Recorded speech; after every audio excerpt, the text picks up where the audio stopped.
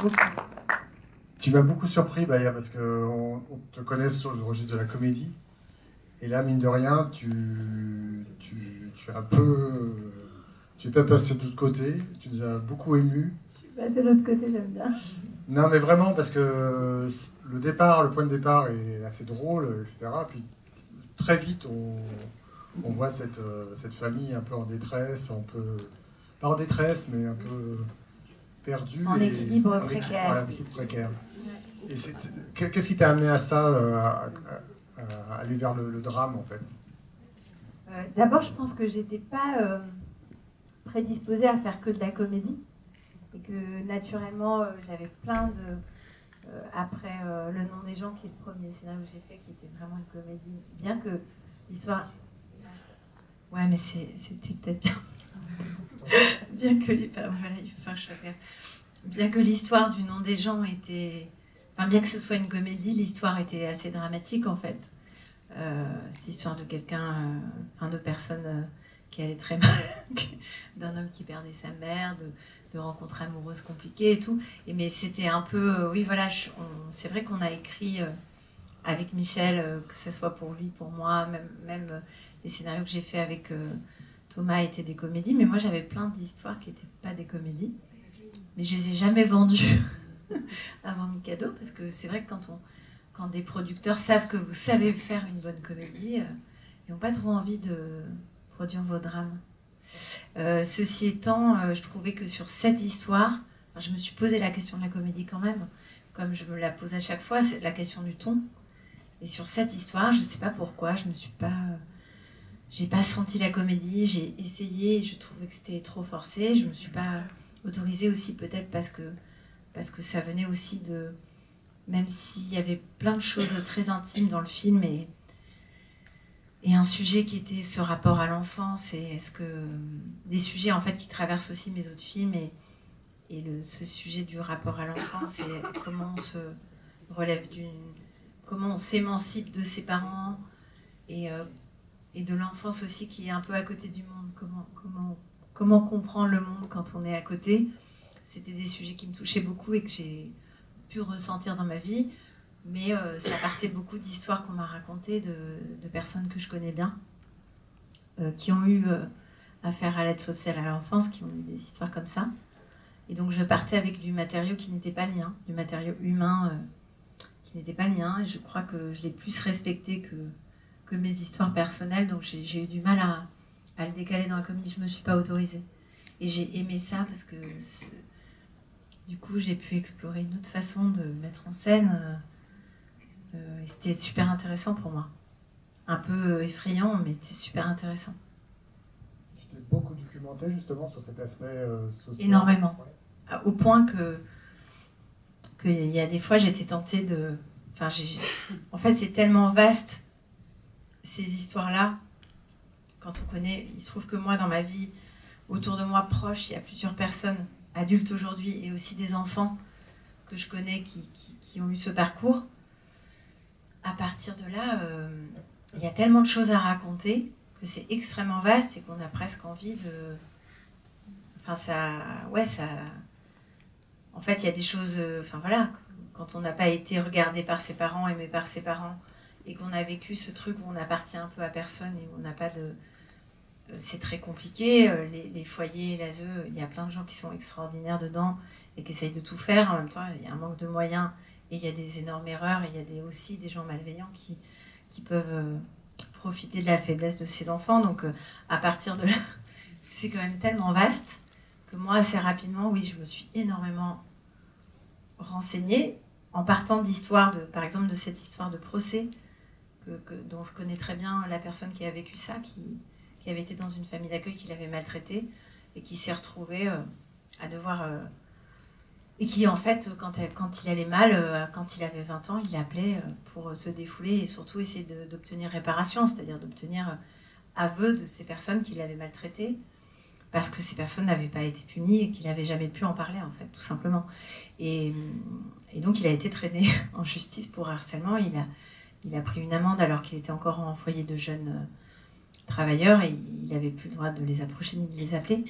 Donc c'était quelque chose, enfin c'est tout de suite une histoire qui m'a frappée dans sa force aussi, et plein d'autres histoires. À un moment, je me suis dit, non, en fait, ce qui t'intéresse, c'est quand même le point de vue des personnages, leur élan vital. Et je me suis autorisée à partir sur du romanesque et à pas faire un film social précis sur l'aide sociale à l'enfance, parce que il y a des gens qui peuvent le faire très bien, et peut-être que, j'en sais rien, peut-être que j'aurai l'occasion de le faire, mais je me suis dit, ce qui m'intéresse le plus, c'est l'élan vital qui tient ces gens, et aussi ce qu'ils ont ces personnages-là, ce qu'ils ont en commun avec nous tous. Parce qu'ils ils vivent cette situation de façon paroxystique, le fait d'avoir une enfance douloureuse, d'essayer de s'en sortir, d'essayer de s'inventer, d'essayer de ne pas reproduire sur leurs enfants, que leurs enfants ne vivent pas les mêmes souffrances qu'eux. Et finalement, du coup, ils les font souffrir en quelque sorte de la même manière, puisque leurs enfants aussi ne vont pas être regardés, ne vont pas être validés, n'existent pas pour la société. Donc il y a un parallèle. Et ça, j'ai l'impression que c'est universel, qu'on le vit tous, de se battre contre son enfance, de se battre contre ses parents, d'essayer d'exister. Donc je me suis dit que finalement, qu'il fallait s'autoriser le romanesque.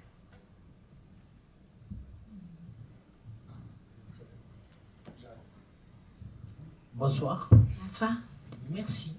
Alors, je m'attendais à voir une comédie, donc ah oui. j'étais servi. Pardon. Alors, je vois qu'il y a Olivier Adam au scénario. C'est lui qui avait écrit Des Vents contraires. Tout à fait. C'était déjà très noir. Est-ce que lui vous a aidé dans la noirceur? Et puis, il y a une scène, il faut que vous m'expliquiez.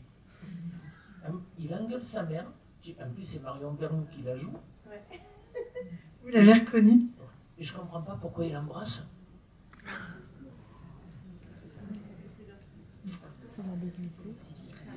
Alors, parce que pour moi c'était important ça.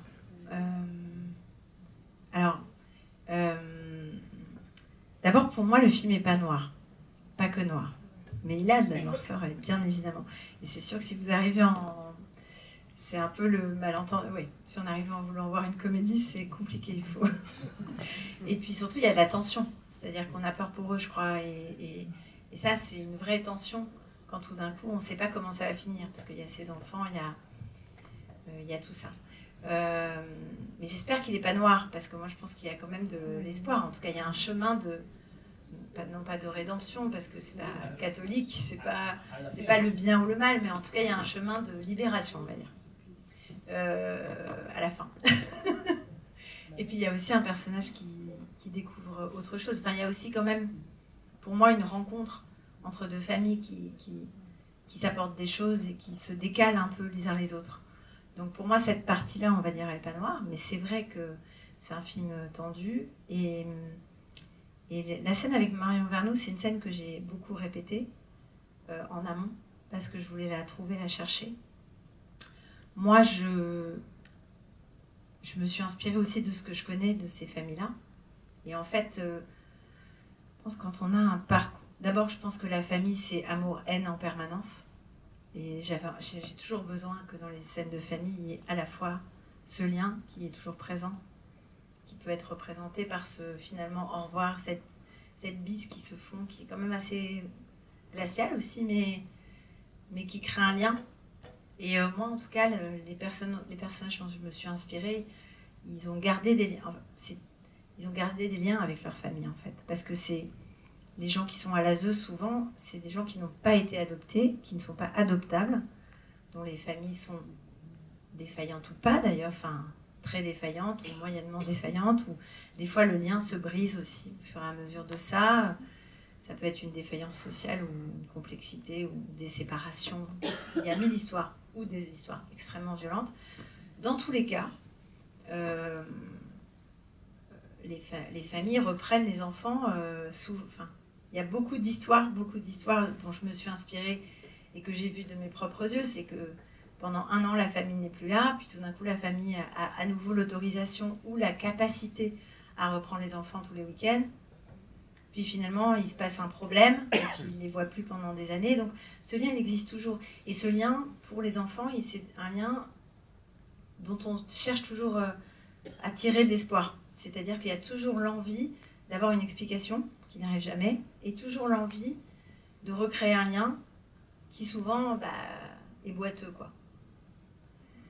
D'ailleurs, les enfants jeunes, souvent, ils ont besoin de revenir chez leurs parents pour ensuite se rendre compte qu'ils ne sont pas forcément bien et revenir et repartir.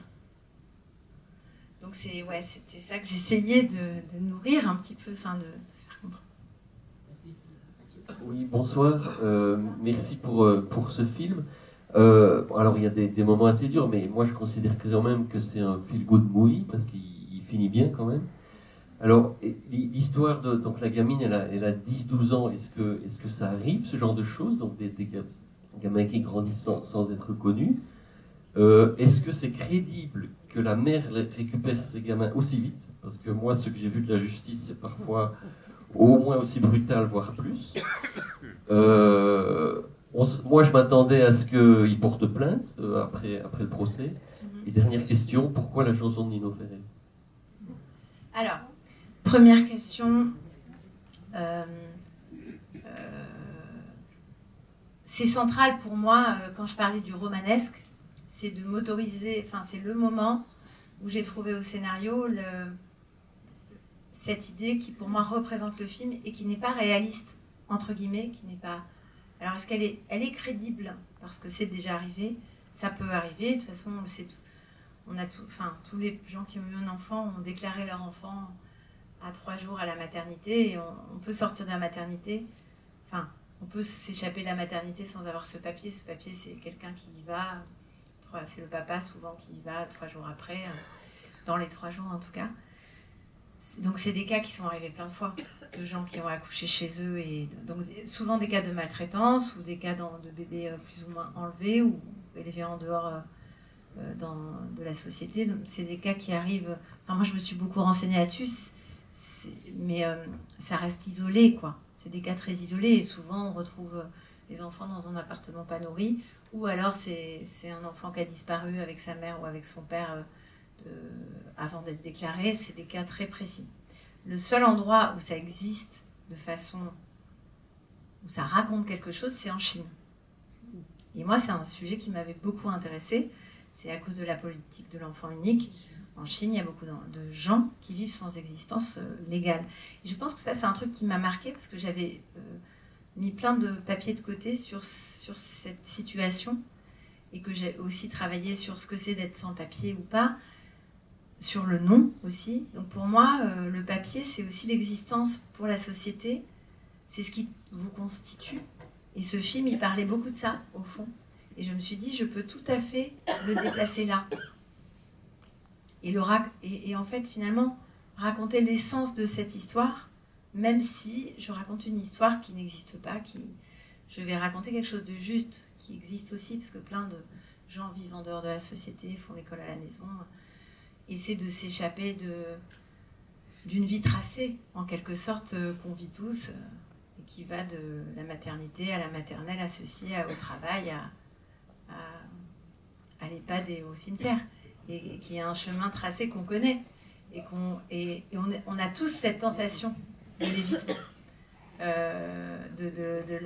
De prendre la tangente, en fait. Et en même temps, c'est difficile, c'est quasiment impossible. Donc je trouvais ça intéressant comme idée de fiction.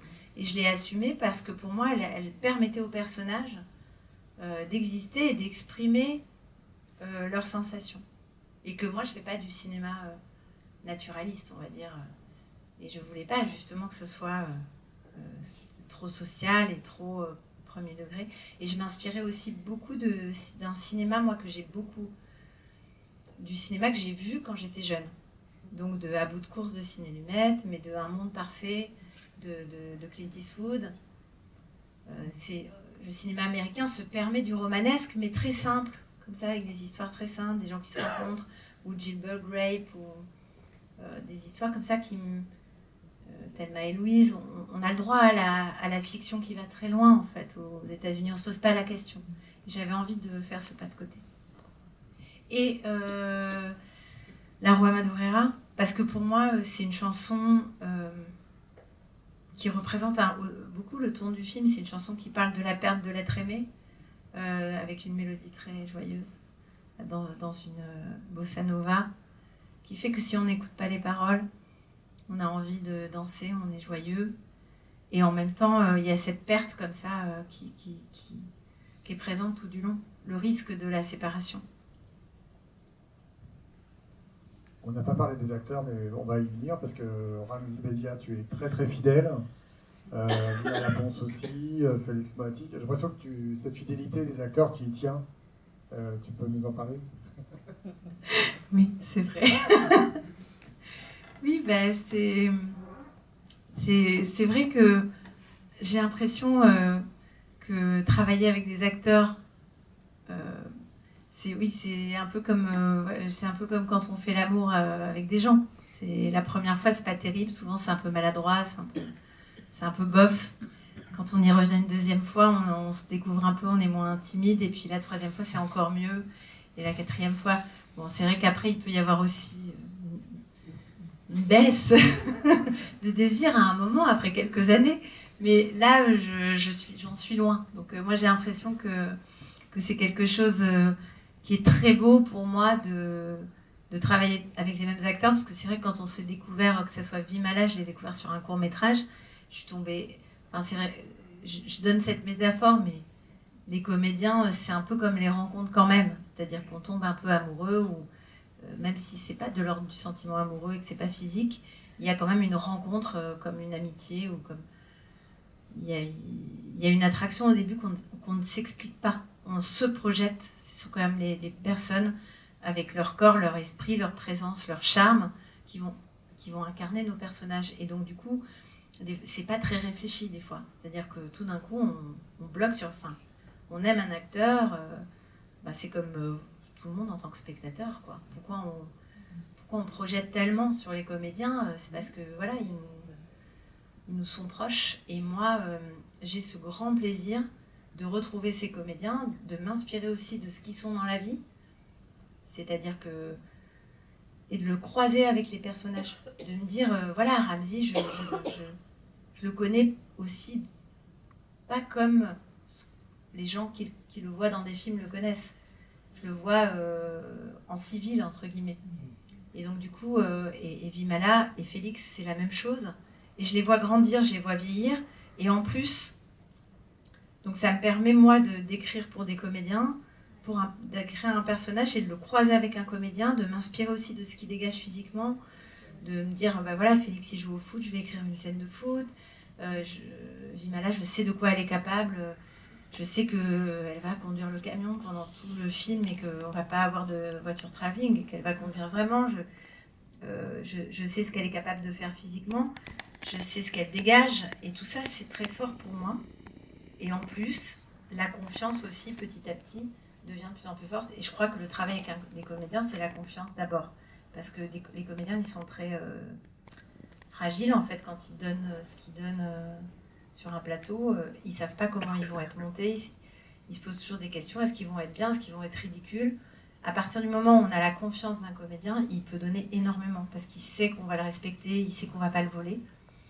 Et ça, c'est un acquis qui est extraordinaire. Et donc, qui ne fait que se décupler. Parce qu'en plus, on apprend à se parler, on apprend à travailler ensemble, on apprend à évoluer sur un plateau. Et donc, toute cette bataille-là, on n'a plus besoin de la mener, quoi. Sauf avec Patience, j'arrive pas à prononcer son nom, je suis désolé. Patience Wischenbach.